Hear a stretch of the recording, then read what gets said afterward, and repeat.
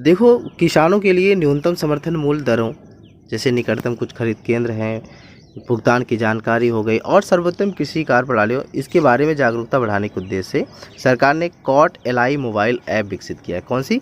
Cot LI mobile app विकसित किया है। आइए इसको विस्तार से समझते हैं। सरकार ने कपास क्षेत्र के विकास के लिए कई उपाय किए हैं और सरकार द्वारा विभिन्न सुविधाएं उपलब्ध कराई गई हैं। कुछ प्रमुख पहल हैं और सुविधाएं हैं जिसको हम यहाँ देखेंगे।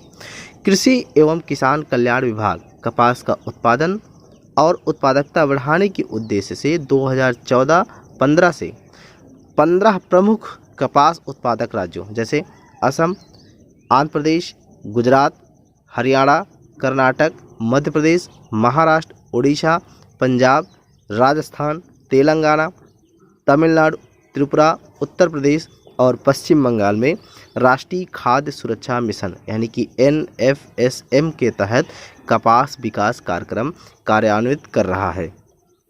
किसानों को विभिन्न प्रकार की प्रदर्शनियों, उच्च सघन रोपण प्रणालियों पर परीक्षणों, पौध संरक्षण रसायनों और जैव एजेंटों के वितरण तथा राष्ट्रीय एवं राज्य स्तरीय प्रशिक्षणों पर सहायता प्रदान की जा रही है।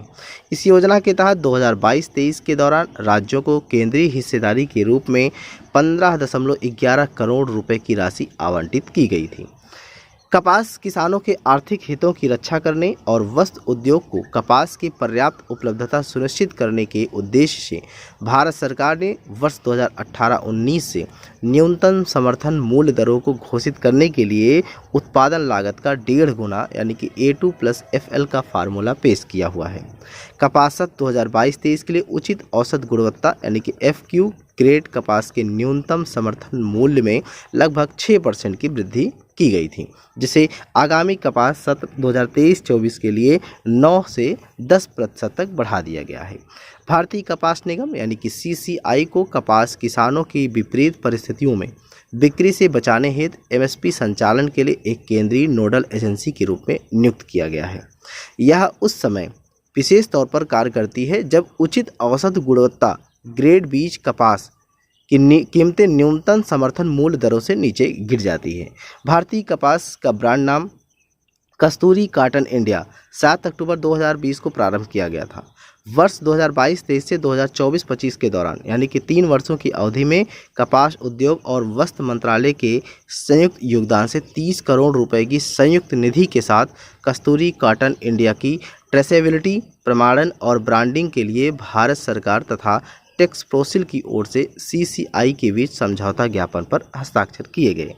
वहीं कृषि एवं किसान कल्याण मंत्रालय ने 2023-24 के दौरान NFSM के तहत 41.87 करोड़ रुपए के बजट परिव्यय के साथ कपास क्षेत्र के लिए एक विशेष परियोजना को स्वीकृति प्रदान की है, जिसका शीर्षक है कृषि पारिस्थितिकी क्षेत्रों के लिए प्रौद्योगिकियों को लक्षित करना, कपास उत्पादकता बढ़ाने के लिए सर्वोत्तम कार्य प्रणालियों का बृहद पैमाने पर प्रदर्शन। यह परियोजना किसानों को प्रत्यक्ष लाभ हस्तांतरण यानी कि DBT के माध्यम से सार्वजनिक निजी भागीदार यानी कि PPP मोड में क्लस्टर आधारित मूल्य श्रृंखला दृष्टिकोण पर ध्यान केंद्रित करते हुए ELS कपास के लिए उच्च घनत्व रोपण प्रणाली यानी कि HDPS न्यूनतम दूरी व उत्पादन तकनीक जैसे प्रौद्योगिकियों को लक्षित करती है। वस्त्र मंत्रालय ने 25 मई 2022 को एक अनौपचारिक निकाय के रूप में वस्त्र सलाहकार समूह यानी कि TAG का गठन किया था, जो अंतर मंत्रालयी समन्वय की सुविधा प्रदान करता है और उत्पादकता, कीमतों, ब्रांडिंग आदि के मुद्दों पर विचार विमर्श व सिफारिश करने के लिए संपूर्ण कपास मूल्य श्रृंखला से हितधारकों का प्रतिनिधित्व करता है। किसानों के लिए न्यूनतम समर्थन मूल्य दरों, निकटतम खरीद केंद्रों, भुगतान की जानकारी, सर्वोत्तम कृषि कार्य प्रणालियों आदि के बारे में जागरूकता बढ़ाने के उद्देश्य से कॉट एलआई मोबाइल ऐप विकसित किया गया।